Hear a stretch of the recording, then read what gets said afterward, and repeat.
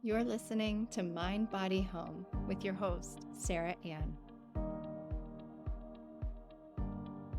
So today I want to touch on the law of attraction because whether or not you are aware of it, and most of the time you're not, and that goes for many of us, myself included at times, you are constantly manifesting your current reality through the law of attraction.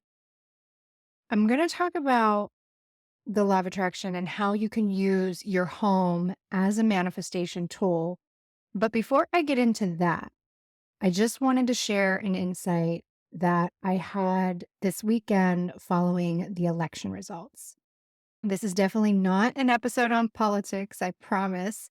However, there's certainly a range of emotions running high through our country, and that plays into our homes and our environments. And because feelings and emotions are a huge part of the mind, body, home practice, I would feel remiss not to mention it. And interestingly enough, this also ties into the topic of today, which is manifestation and using your home as that tool.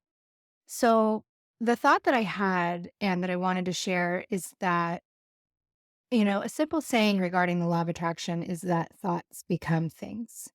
This is something you have certainly heard in the metaphysical communities, and I do believe that to be true. But I also know that it goes beyond thoughts, right? It's not just your thoughts, it's also feelings and emotions, actions, behaviors, environmental factors. All of this plays into how we manifest. And so, collectively, as a country, I'm asking that you think about this just for a moment. How did all of those things I just mentioned, thoughts, behaviors, emotions, environmental factors, how did all of those things contribute to the reelection of Donald Trump? It's really clear if you voted for him, right? Your thoughts, actions, feelings, behaviors, they were all strong enough to draw that collective energy necessary to put him in as president. But if you didn't vote for him and felt very strongly about him not becoming your president, then it might not be so clear to you as to how that could have happened, right? Like energetically speaking. So perhaps it's worth evaluating what kind of thoughts, actions, feelings, behaviors were you actually outputting? Because as I said, the law of attraction never fails. Abraham Hicks notably says that you get what you think about, whether it's wanted or not. I say this to my kids and myself, quite honestly, so often. So I ask you, where was your point of focus, your point of attraction in terms of the election? If you did not vote for Trump, where was your focus on the issues or challenges that mattered most to you? Were you focused on how Kamala could possibly be the best fit and envisioning the America you wanted to see and be a part of? Or were you more focused on Trump getting elected and the fear of what he could potentially bring to our country? Because there was and still is a lot of fear around what his presidency could potentially bring. What I'm talking about here is energetics, and, energy can be manipulated and transformed through our thoughts and actions and behaviors. And I really don't want to make this a political episode at all, but I thought it was just so potent in sensing the fear that Americans had, that voted against Trump. The energetic output was more so, we don't want this.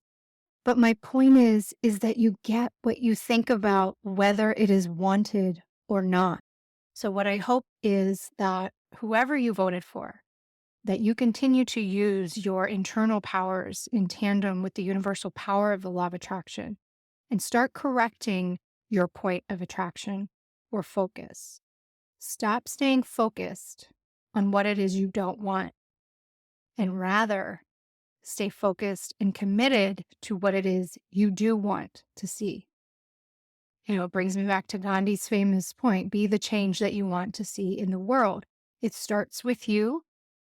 It starts with your energy, your point of focus, your behavior, your actions. They all matter. It all starts with you. So feel whatever feelings that are coming up for you post election and then reshift your focus to what you want to see, not what you don't want, not the fear of what could be. So let's do a little body shake and shift our energy a bit back into the home. I wanted to use that as an example for you today so that you might start noticing what you're currently giving attention to, especially when you want a different outcome in your home and in your life or, collectively as a nation, right? It goes so beyond just our internal desires. What we want contributes to a greater good. So it really begins with you at home.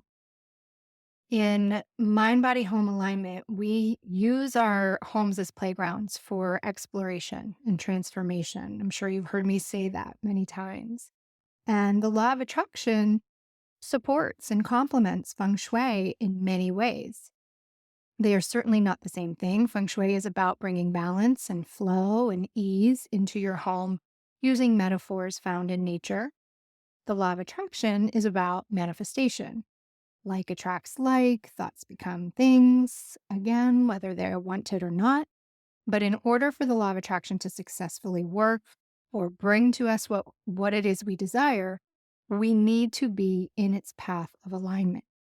And a lot of times we are not even in the general vicinity. We are focused on the wrong things, usually focused on what is current in our reality. We don't make room for it to come to us. We distract ourselves. We overwhelm ourselves and our schedules. We disassociate from ourselves and other people. We do all these things that sabotage our manifestation. And my goal through my work is to help you see how you're sabotaging yourself and preventing yourself from everything it is that you want. So, how can you start using your own home as this playground for yourself to start exploring and opening yourself up to a different way of attracting what it is you want? For a lot of people, there's usually an area or two or three that they would like to see change or experience, something better. For a good majority of people, and what my experience has been with clients, is that most people want improved health, wealth, and financial success. But for some, they might have good health, they might have success and prosperity, but they don't have a great balance. Maybe they work too much, they don't prioritize their relationships, they don't make time for family and friends or other creative outlets. So there's all these areas of life that we are continually looking to improve upon, and it's different for everyone. And I believe that we will never truly stop wanting self improvement. I think that when we get to that point, there's, there will be no reason to come back and experience life on earth. I believe truly with all of my being that that is why we are here. So it's important that we are honest and clear about what it is we do want. The first step is to start questioning or getting curious about how your past and current thoughts and behaviors have been keeping those things away from you and where you've been avoiding certain emotions or feelings. Because even if you avoid them, they're still there, hanging out unconsciously, driving your actions and behaviors that steer you away from your goals and your aspirations. So, this is where we need to start becoming more mentally fit and fierce. This is, in a sense, clearing up mental clutter. It's step one, in my opinion, in the manifestation process, getting clear mentally. But we can also use this energy of clearing or decluttering inside our homes to kind of bring about the same awareness. Clutter for most homes is normal. I can't stress this enough. In mind body home alignment specifically, we do not strive for perfection and organization. We cannot be clean and orderly all of the time. That is certainly not realistic or what I'm proposing at all. We learn to look at clutter through the lens of stagnancy. Where in your life are you feeling stuck? And where in your home are possibly some clues to that? Because your home is always speaking to you energetically and intuitively. I'll use an example in my home. My kitchen countertops are like that one area in my house that just continually gets cluttered, no matter how much I try to keep it clear all the time. Again, that is striving for perfection. It is not possible to keep the kitchen counters completely clear all the time. And I have to learn to balance out my frustration with that with, a little bit of love and empathy to myself and the rest of the family. When they are not clear, I notice I can't focus on my work. So I don't know where to direct my energy for the day or whatever. If I notice that, I know I need to go clean my countertops. It's a way to move my body, move my thoughts, move physical things. Okay. So I've had in the last several houses, I've had large kitchen islands that just seem to be the dumping ground for school papers, mail, keys, sunglasses, hats, purses, right?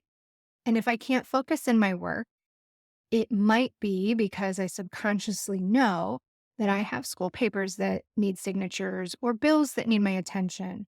So I've learned for myself that this is an area that creates block stagnancy in my work.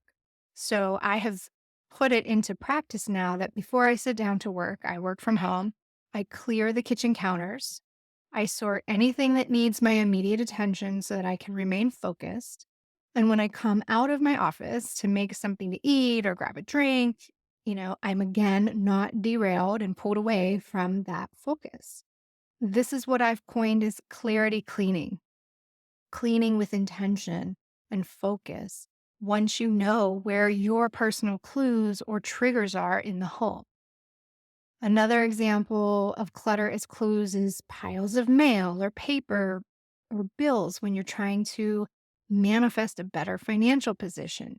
If you can't see past the bills physically on your desk or on the counter, how are you going to see past them energetically? How are you going to take right inspired action on getting yourself in a better financial position if you're always ignoring the bills and letting them pile up? So, again, it's not striving for perfect organization and the cleanest home on the block. It's looking for clutter clues in your home that are showing you exactly where you are sabotaging and blocking yourself. And once you bring some awareness to that, that's when you start taking a different approach. And when you take a different approach, you get a different outcome. So, mindful decluttering is looking for clutter clues and implementing clutter cleaning into your mind body home practice. Another way to use your home as your point of attraction in manifestation or utilizing the law of attraction is to locate areas in your home that correspond to the area of life that you're looking to enhance. This is where Feng Shui and law of attraction really start interplaying with each other. When you learn how to use the Feng Shui Bagua map in your home, you are led to even more clues and insights as to how you may be sabotaging yourself or keeping what it is you desire away from you. In Mind Body Home Alignment, we walk through the Bagua map and the overall feng shui of your home in pretty good detail so that you are set up for success, not only during the program, but really forever. You're not going to be getting a certification in feng shui, but you will be confident enough to place the Bagua over your home or a bedroom or any room that you're looking to remodel down the road. You should know enough to implement some things on your own. Now, there's always room for additional insight. So, working with an experienced practitioner like myself is definitely useful, but feng shui is a practice that anyone can learn and integrate into their own homes and their personal lives. I've had some people mention that, I've explored feng shui in the past and it just felt a bit overwhelming. There was just so much information, and they're not wrong. There is a lot of philosophy, a lot of ancient wisdom, many different schools of thought. And so, yeah, feng shui It can be a lot. And, Feng Shui is a practice that is very revered. Many practitioners take all of that wisdom and practices and cures and all of the things to heart.